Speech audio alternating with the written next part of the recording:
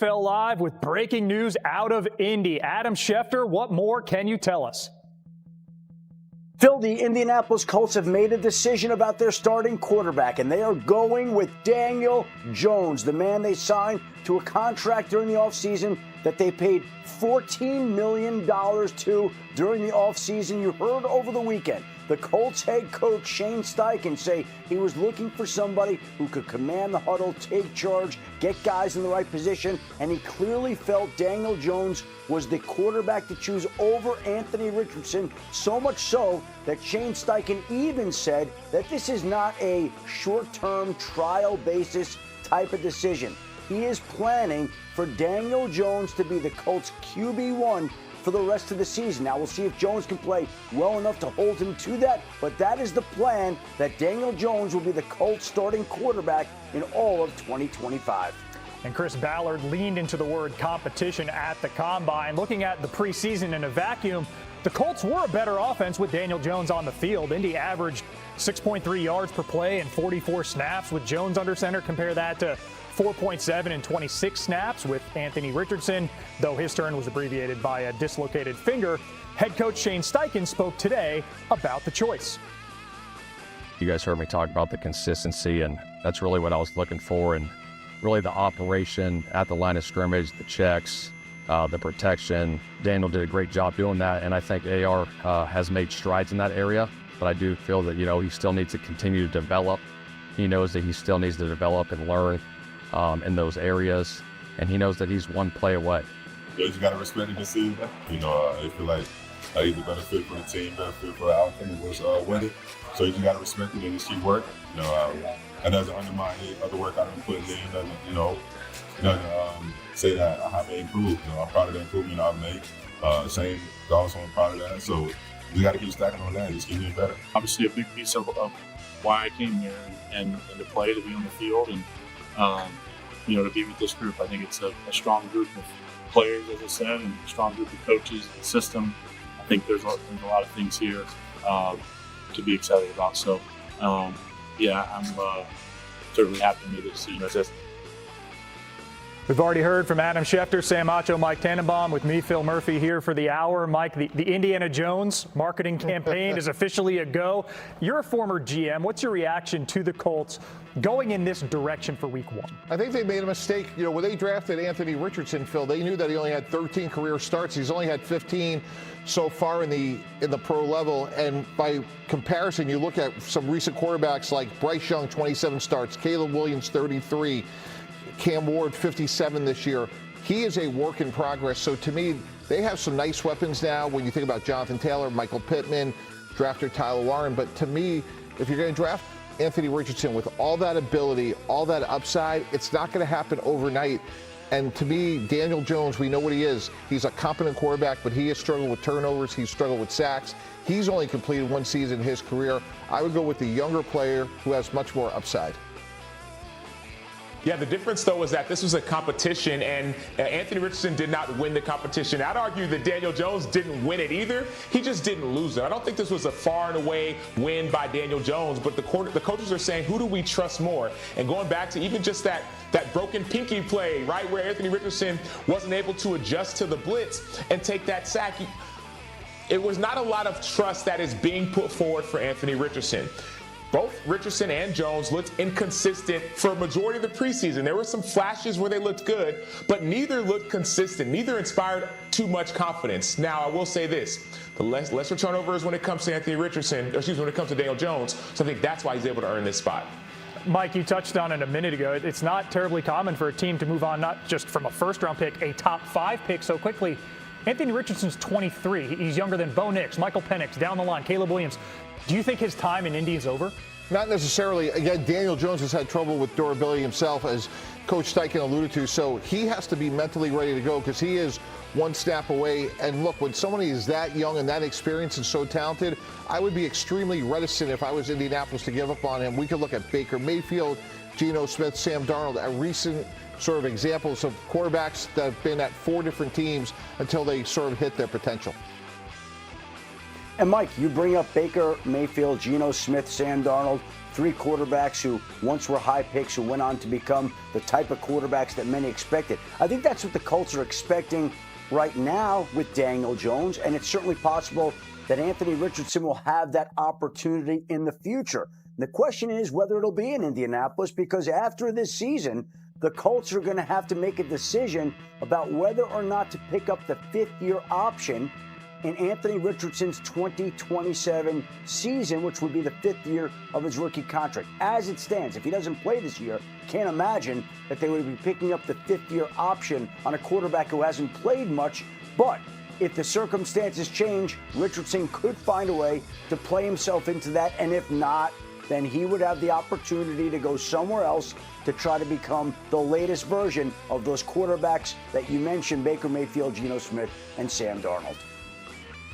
Yeah, but the best thing that Anthony Richardson can do right now is to continue to compete. I understand that Daniel Jones has been named the starter. I understand that Shane Steichen said he doesn't plan on making any changes, but Daniel Jones' play could have a change be necessary.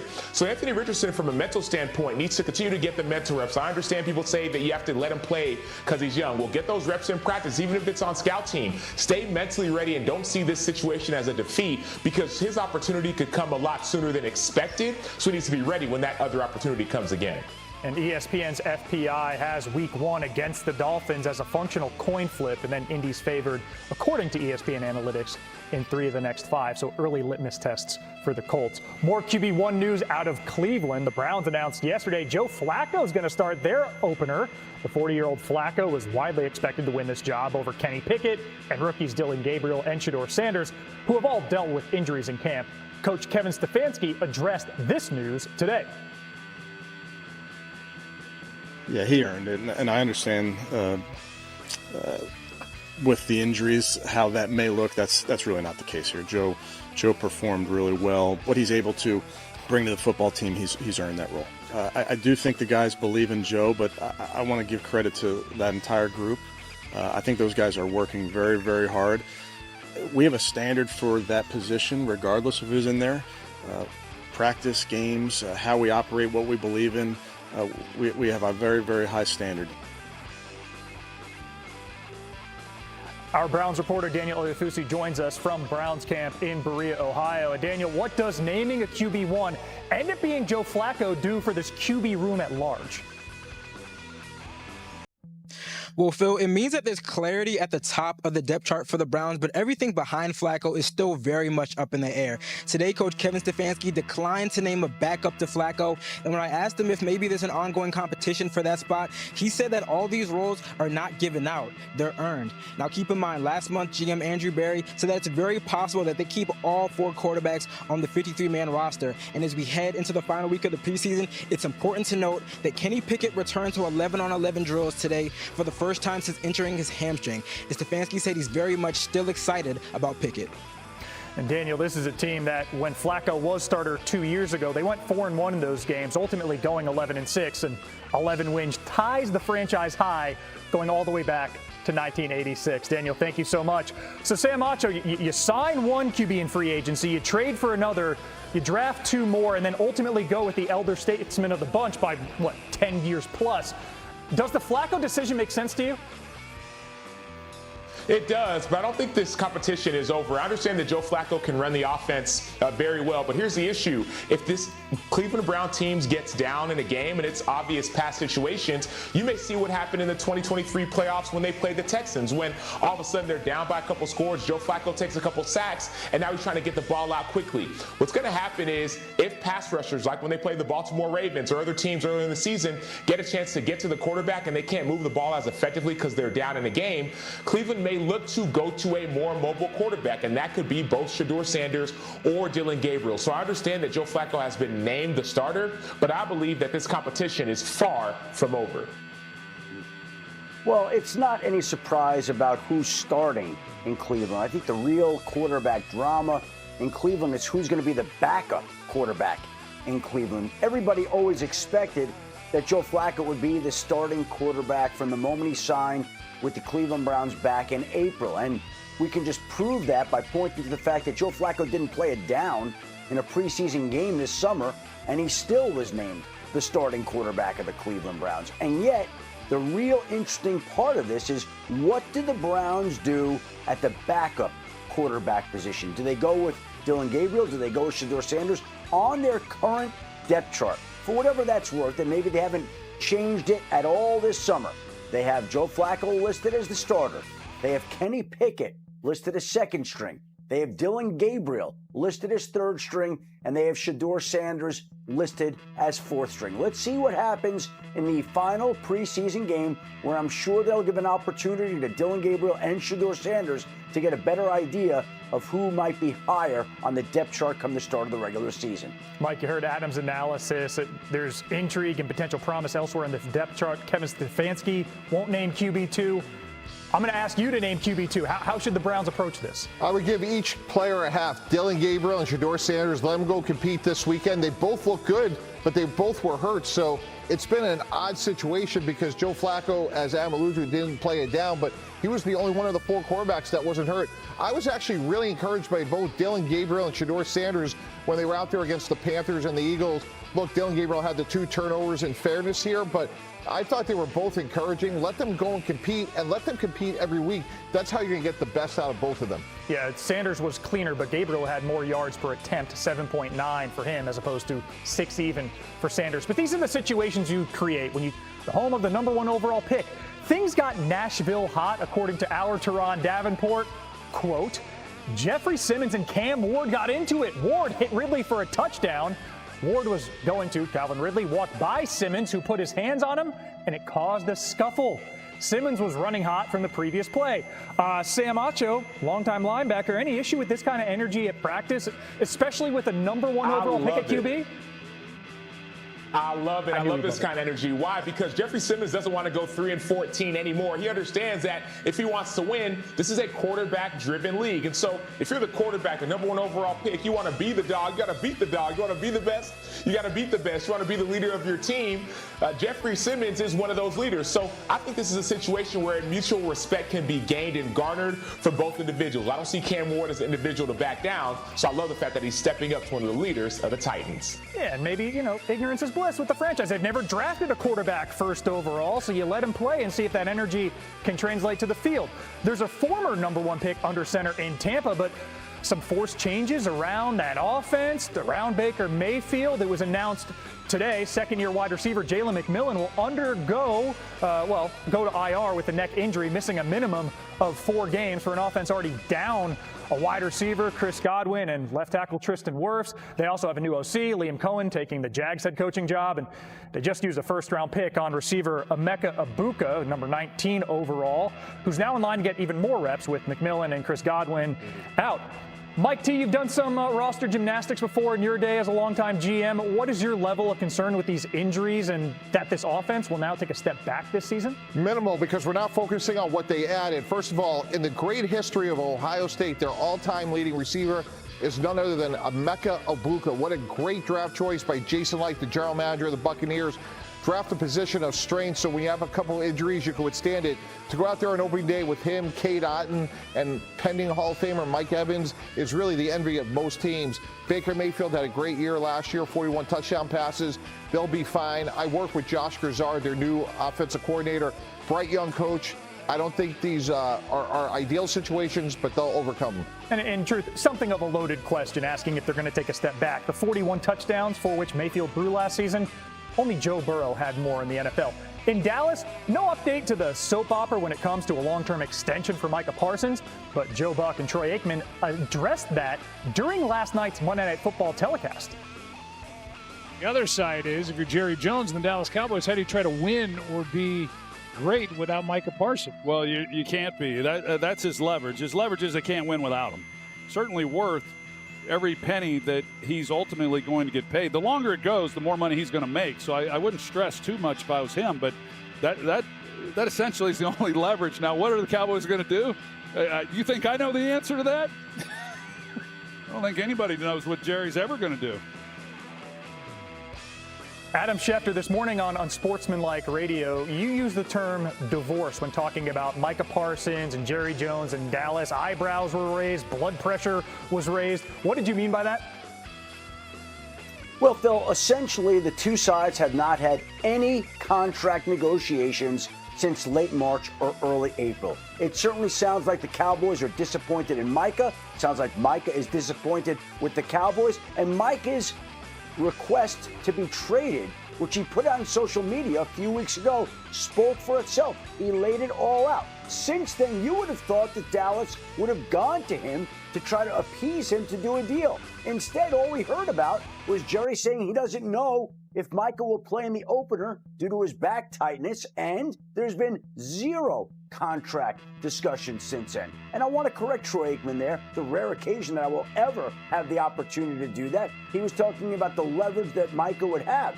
The leverage that Micah has is withholding his services, is saying that his back is tight all year long and not playing in the opener and not playing beyond that. And then after this year, then they would be in a situation where the Cowboys aren't going to let Micah walk. They would use the franchise tag on him. And if it continues to be the way it has been this summer and this offseason, you would think the two sides would look to divorce at that point in time. Now, there's time that the two sides can still salvage it before the regular season begins 2 weeks from Thursday night.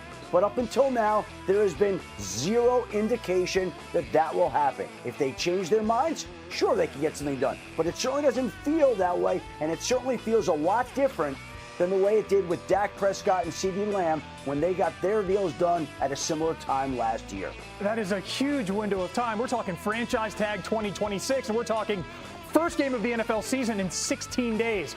Longtime GM Mike Tannenbaum, what do you make of the state of the marital union in North Texas? Well, look, it's bumpy right now, but we have 36 years of data, which is Jerry Jones, outside of Herschel Walker, doesn't like to move on from stars. So I think, listen, Adam knows what's going on better than anybody, but to me, the most likely outcome is nothing happens, meaning no extension, no trade, and then we just have to wait and see what Micah Parsons does, meaning does he pull a Jalen Ramsey and hold in, which is what happened in Jacksonville where he eventually forces a trade. I just think we're weeks, if not months away, because I think Dallas would be extraordinarily patient if Micah Parsons withholds services. Well, Mike, who is Micah Parsons' agent? David Mulugeta. Who is Jalen Ramsey's agent? David Mulugeta. Yeah, same agent. That's interesting how that happens. And again, there is a lot of time for this to play out. But the way it's tracking, I think it's safe to say that it doesn't look like these two sides are going to be reaching agreement on a deal anytime soon, if at all. And right now, yes, things can change, but there's been zero dialogue. Not some, zero. And that tells you that Dallas right now, again, is not moving in that direction. Mike is not happy. We heard his trade request. And I think that these two sides will be dealing with it all season before the franchise tag and a potential trade come into play next year. That's if they even get to that point. Something that's not up for debate. This is an elite, extremely important player. 13 games last season, even with Parsons. Dallas needs him. They finished second from live with our news of the day. The Colts have named Daniel Jones as their starting QB, tipping the veteran over Anthony Richardson, who Indy drafted 4th overall just over 2 years ago. Earlier today, Coach Shane Steichen made it clear this is not a short-term move.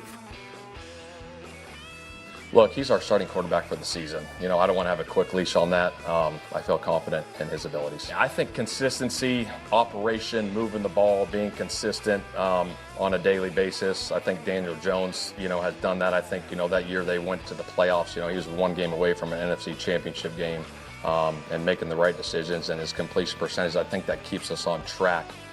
So that's a big part of it. Obviously, you want to see the big plays.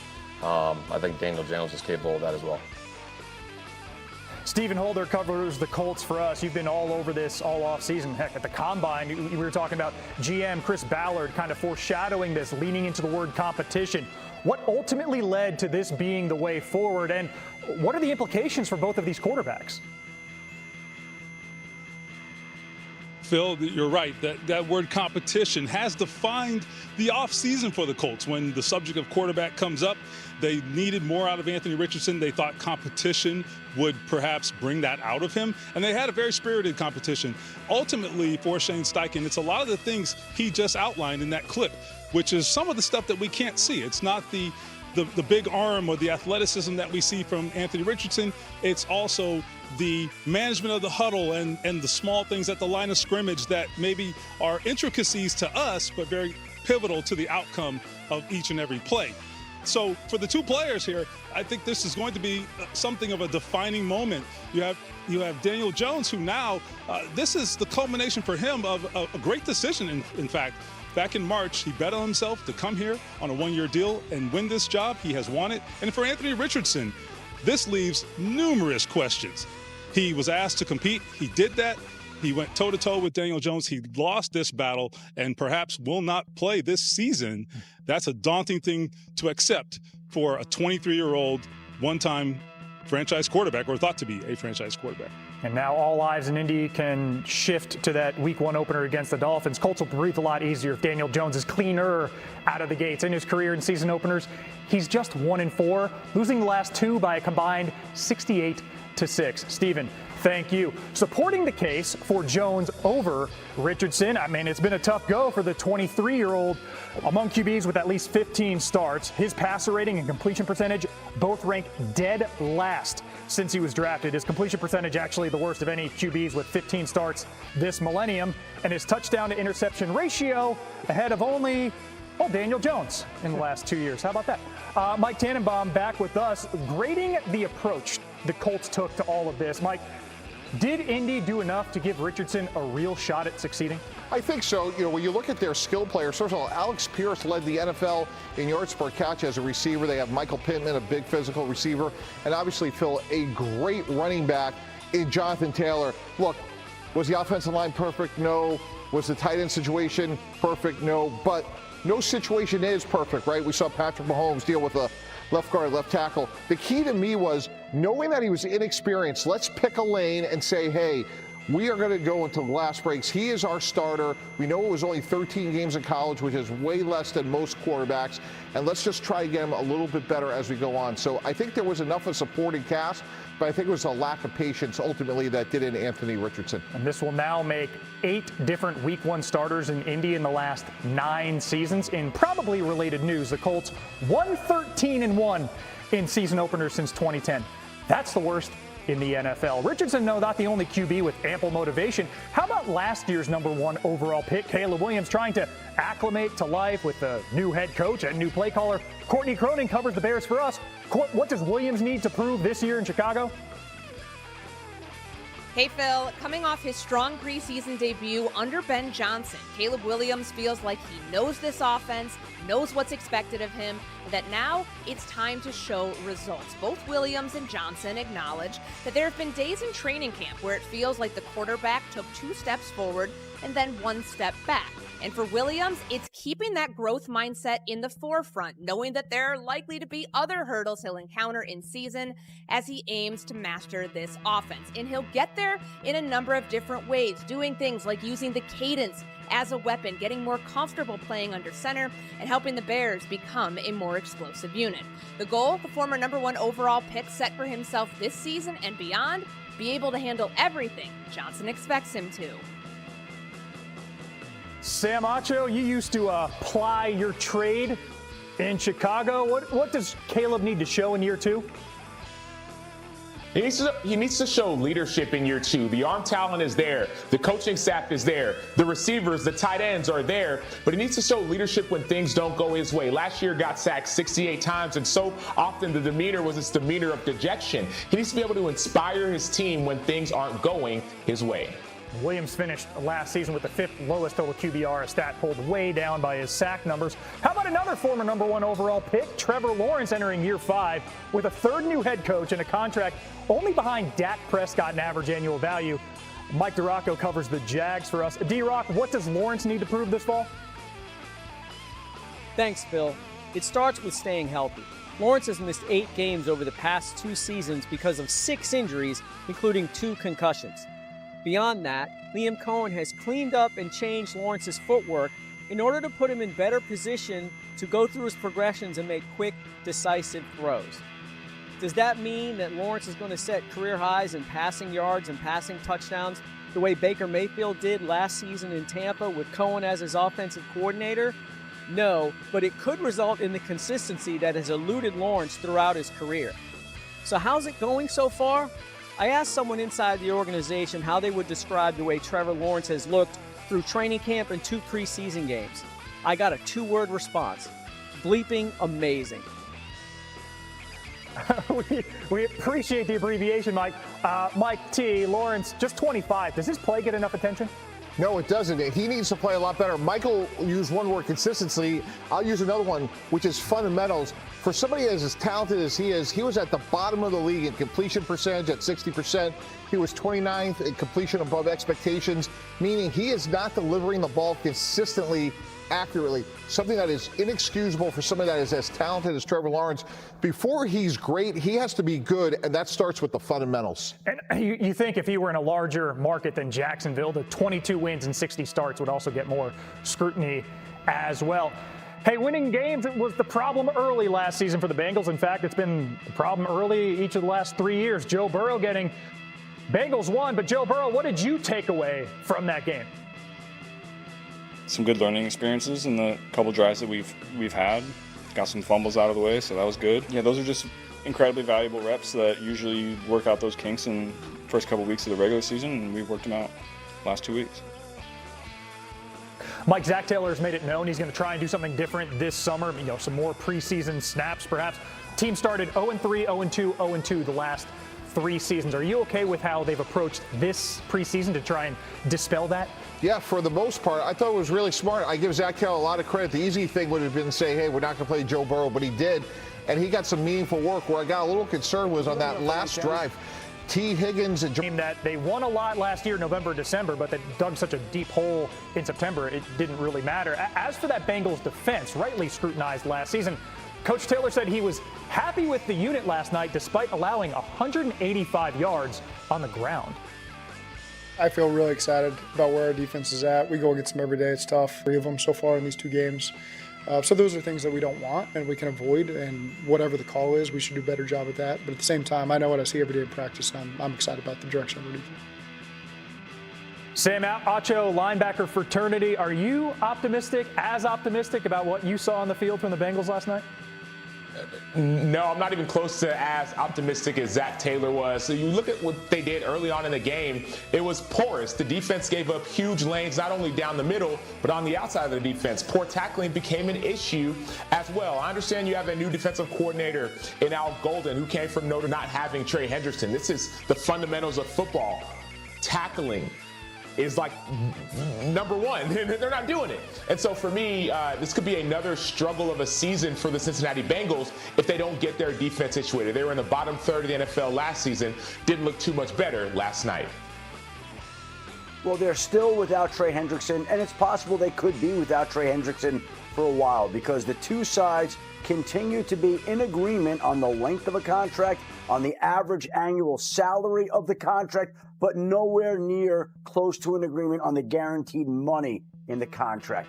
That is the issue right now. It continues to be the hang-up in any discussions and negotiations. And so Trey Hendrickson has been open about the fact that he is not going to play this season on his existing contract. Mike Brown has said he doesn't expect Trey Hendrickson to play this season on his existing contract. The regular season opener is about 2.5 weeks away. So if they can't get a deal done, and they haven't made any progress so far, what does Trey Hendrickson then wind up doing? He's adamant he won't play, and if he won't play, then this defense will have to get by without him somehow. You know, earlier we talked about RC's tweet from yesterday, Phil, about, hey, Trey Hendrickson's going to get paid before the end of the game. If I'm the Bengals, I bent a little bit on Jamar Chase and Joe Burrow. He's led the NFL in sacks over the last 2 years. With Trey Hendrickson, you have a meaningful chance to have a great year without him. We saw what happened last night. I just can't imagine how they're going to be functional on defense without him. Led the NFL in sacks, and it's not like this is a team like the Broncos where you have multiple 10-sack guys. Hendrickson himself accounted for 49% of the Bengals sacks last season. Coming up, Brian Daboll has said Russell Wilson is the Giants starter, but Jackson Dart hasn't been far off the bullseye himself in the preseason, so much so that someone here thinks